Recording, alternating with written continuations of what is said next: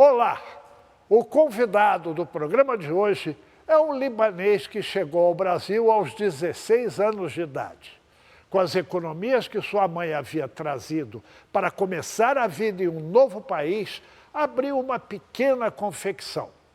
Com um detalhe, sem entender nada do assunto. Com talento para os negócios, passou a atuar também na área de incorporações imobiliárias. Mas a vida de empresário não lhe foi suficiente. No galpão da confecção, montou uma associação para atender gratuitamente crianças que precisavam de atendimento odontológico e oftalmológico. Com quase 10 anos de existência, mais de 100 mil crianças e adolescentes já receberam tratamento dentário e também oftálmico.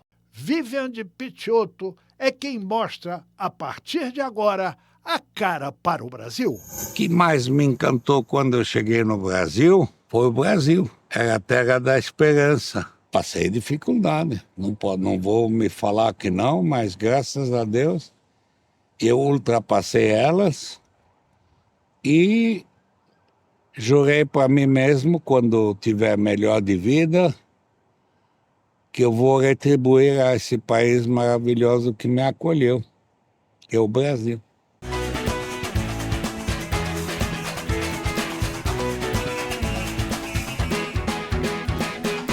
Vivian, seja muito bem-vindo. Muito obrigado. Obrigado a você pela presença. Aqui no nosso país, esse seu nome é um nome comum, mas para as mulheres.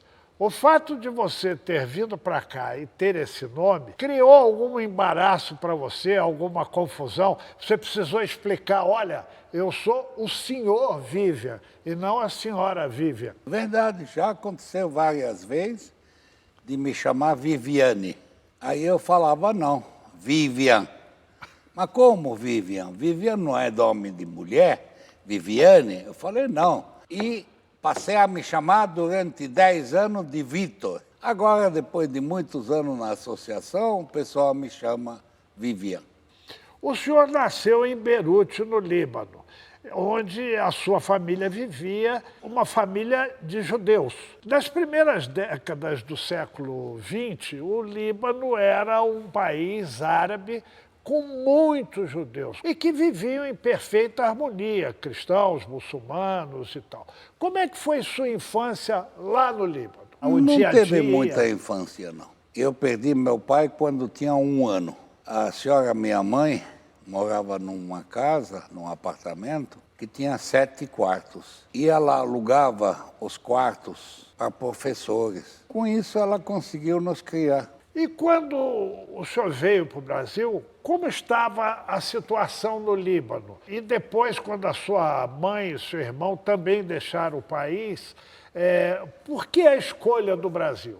A gente ia fazer imigração pela agência judaica e tinha 2 lugares que aceitavam os imigrantes. Era Canadá e o Brasil. Canadá era muito frio. A senhora, minha mãe, falou não. Vamos num país mais quente e viemos para o Brasil. Mas o ambiente lá estava calmo ainda, não tinha... Estava calmo, relativo. A gente vivia bem, mas tinha começado o Hezbollah a entrar no Líbano e começar a criar problema através do Irã e tudo isso. E como foi a viagem do Líbano para cá? Foi de navio? De navio até Nápoles, de Nápoles nós mudamos de barco e viemos numa embarcação argentina, SS Salta. Os primeiros anos no Brasil foram difíceis. Como era para sustentar a família, o senhor, sua mãe, seu irmão? Olha, nós viemos ajudado pela agência judaica e nos deu um dinheirinho, nós compramos uma empresa, meu irmão e eu, e perdemos o dinheiro. Aí minha mãe tinha escondido um dinheiro dela, como $1.500 de hoje. Ela deu para nós recomeçar a vida e nós recomeçamos. E o início com esses $1.500, o equivalente, começaram em que tipo de negócio? Começamos numa confecção que a gente tinha comprado essa empresa. E essa confecção fabricava que tipo de roupa? O senhor e seu irmão tinham prática desse negócio? Nenhuma. Fazia que tipo de roupa? Ela fazia roupa de criança, nós seguimos fazendo roupa de criança. E vocês sabiam cortar essas coisas? Olha, Fazer a modelagem? fazia modelagem, não fazia nada. Eu lembro que uma vez eu esqueci de pôr uma manga quando a gente estava infestando o tecido, esqueci uma manga. Acabou o pano. Acabou. Pô. E conseguiu vender? Vendemos. Na época tudo se vendia. Tinha uma loja na José Paulino, uma na Silva Teles. E o senhor, com a vinda para o Brasil, parou de estudar ou continuou estudando aqui? Não, parei de estudar com Seu irmão 16 também? anos. É. O desafio de quem sai da sua terra e vai para outra terra, ele sempre traz um pouco do sonho de mudar de vida, né? De ter mais segurança, de enriquecer, de progredir de alguma maneira, de ser feliz, enfim, né? Graças a Deus, eu não progredi. deixa de ser uma aventura atravessar o Atlântico e ir para um país estranho, desconhecido e tal. Essa história continua e é muito interessante. Voltamos já. E quando vocês ganharam assim o primeiro dinheiro significativo? Ganhei na loto. 6.500 ganhadores. Eu tinha dado já por conta, paguei pizza para Deus e meio mundo, fiquei 2 anos pagando. Até hoje, quando eu como pizza, eu lembro disso.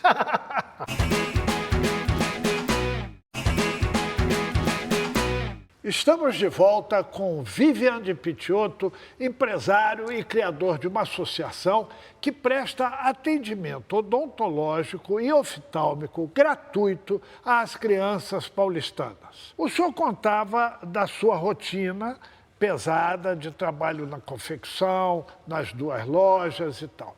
Quem abria e quem fechava tanto a fábrica quanto as lojas a cada dia? A fábrica e a loja era na José Paulino, e eu que abria e fechava. E a outra loja? Tinha um gerente lá que trabalhava com a gente, o senhor Sami, um amigo nosso. O senhor falava bem o português? Não, né?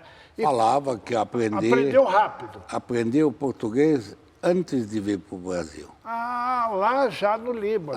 Tinha um negócio que a gente comprava para aprender línguas e aprendi o português. E aqui no dia a dia da loja, com o pessoal que trabalhava na confecção, com Me cliente e virava tal, bem. às vezes dava algum ruído? Nada. Não, ia bem. E quando vocês ganharam assim o primeiro dinheiro significativo, houve uma comemoração? A primeira vez que ganhei na loto. Não foi no trabalho, foi na loteria. Foi na loto, só que infelizmente tinha 6.500 ganhadores.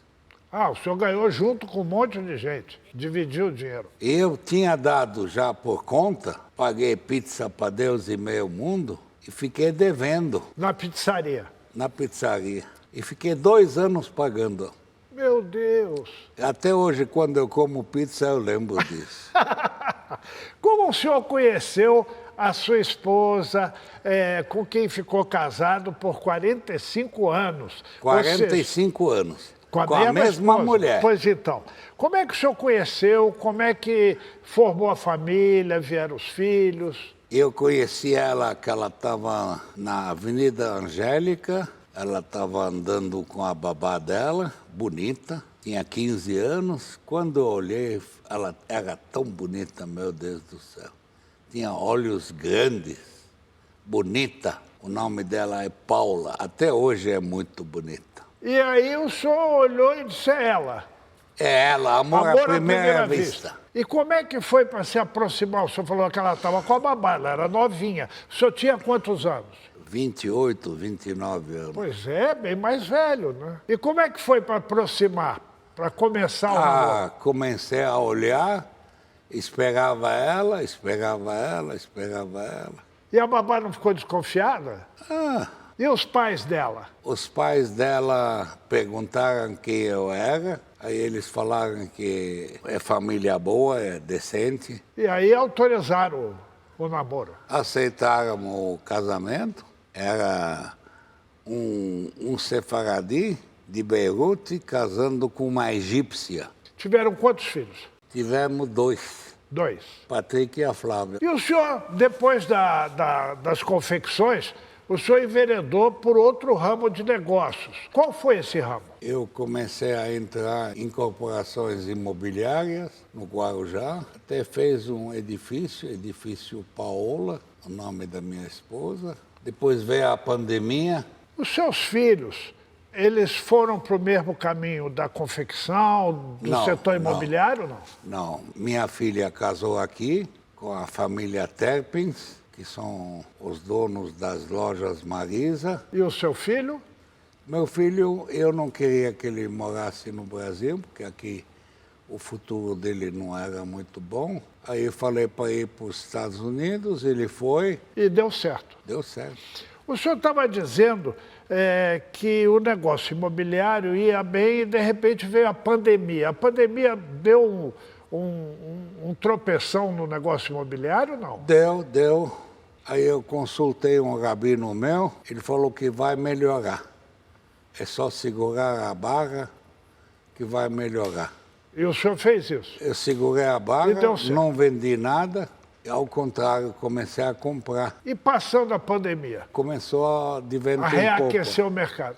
O senhor diz que está aposentado. Hoje eu estou. Mas quem cuida dos negócios? Eu. Mas como é que é isso? Aposentado. Eu sou maestro da orquestra, eu toco meus negócios.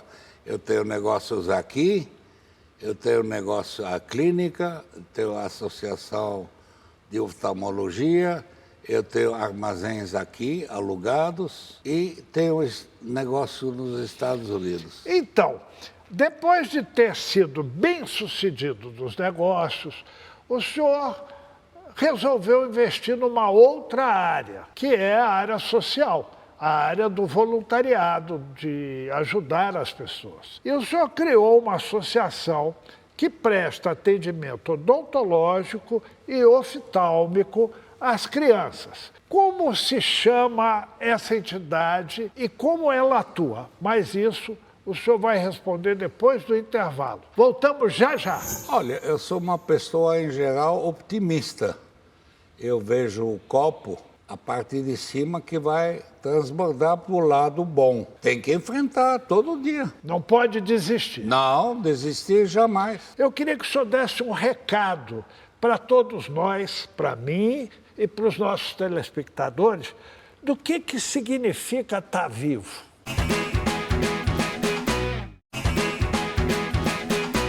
Eu continuo conversando com Vivian de Picciotto, empresário e fundador da associação israelita Fortuné de Picciotto. Mesmo com uma rotina atribulada, cuidando de vários negócios, embora se diga aposentado, ele resolveu criar uma associação que há 10 anos oferece atendimento odontológico e agora também oftálmico gratuitos para crianças em situação de vulnerabilidade social. Mas tem uma história que eu quero que o senhor conte, que é um episódio da sua infância com um dentista, quando o senhor estava ainda lá em Beirute. Como é essa história? Eu tinha um tio que era cirurgião dentista e ele morava pertinho de casa e tinha uma foto de um dentista arrancando o dente de um paciente com um pé grande em cima de uma cadeira e arrancando o dente da criança. E aquilo me marcou. O senhor ficou com medo de dentista? Fiquei com medo de dentista.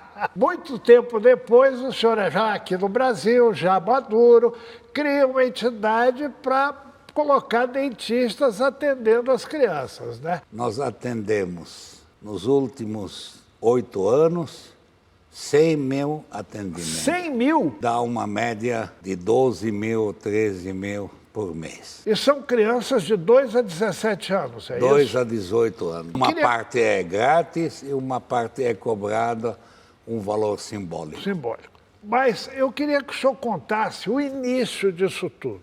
Quando o senhor disse, olha, eu vou fazer uma entidade e essa entidade vai fazer isso e eu vou conseguir pessoas para me ajudar. Como foi o início? A coisa que a gente faz para as pessoas necessitadas dá uma alegria muito grande e um retorno muito grande. Isso não se mede em termos de dinheiro, se mede em termos de satisfação pessoal. Essa satisfação pessoal não tem preço. O que eu gasto por ano na associação hoje é 1,5 milhão a 2 milhões por ano de reais.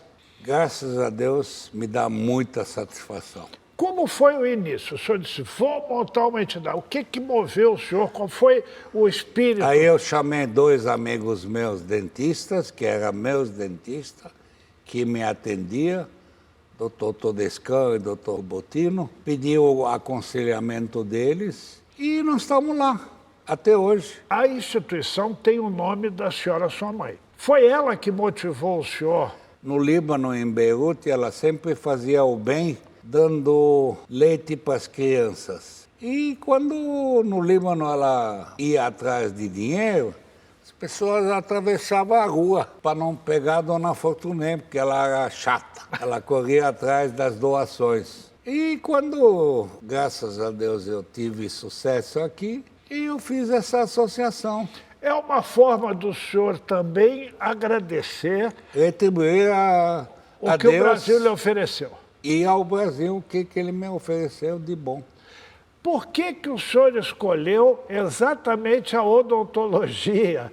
Por causa da história lá da... Porque é difícil uma criança hoje se atender os dentes. O sorriso é importante. O sorriso é muito importante. Como é a seleção das crianças? Porque eu imagino que a procura é muito grande. A gente tem 78 entidades com quem a gente mantém parceria.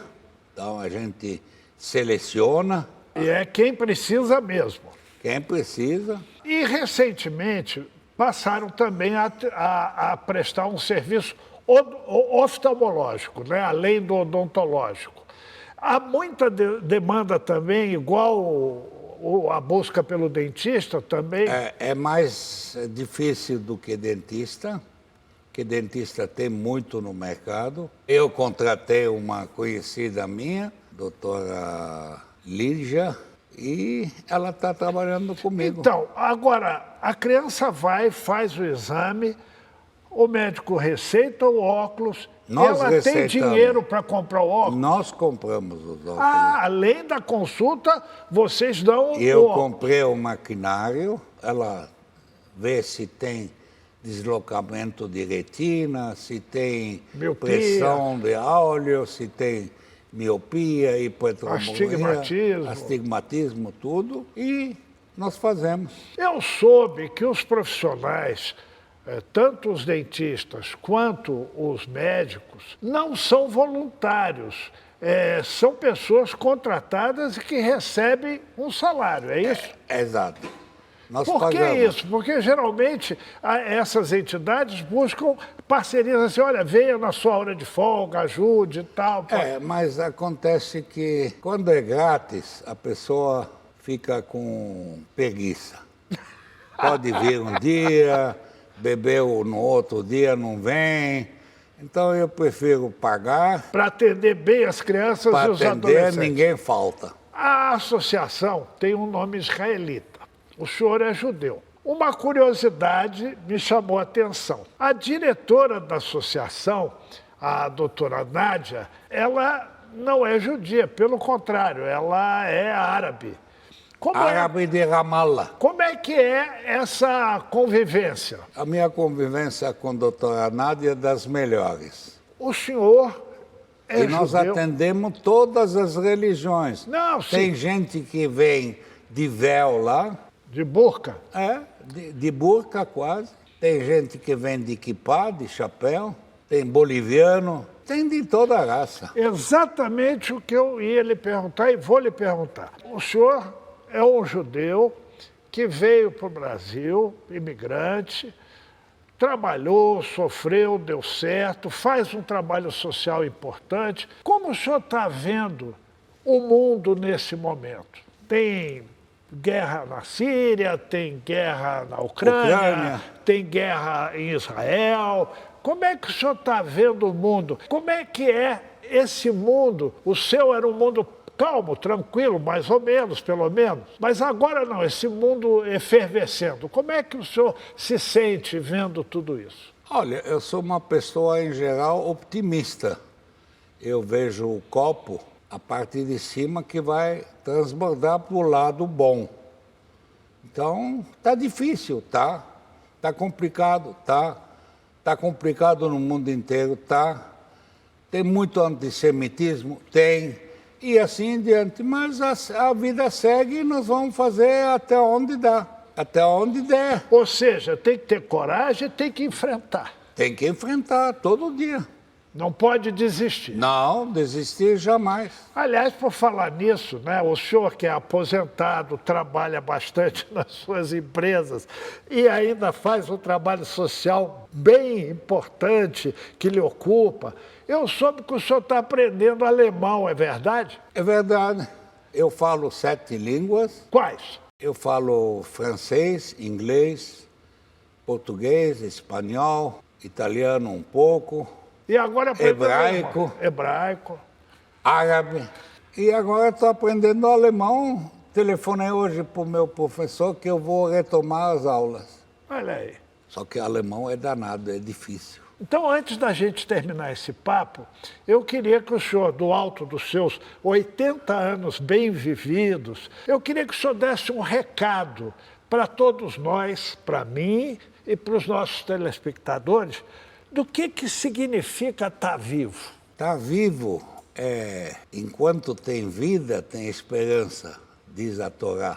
Inclusive, o hino de Israel, a Tikva, guarda-se a esperança que o dia de amanhã vai ser melhor que de hoje. Então, tem que acreditar. E a gente tem que acreditar. E enquanto está vivendo, temos que acreditar no futuro. Hoje está ruim, mas amanhã vai ser melhor se Deus quiser. Para terminar, nós temos aqui a prática de sempre mostrar um objeto, uma imagem, alguma coisa que é muito importante para o nosso entrevistado, para a nossa entrevistada.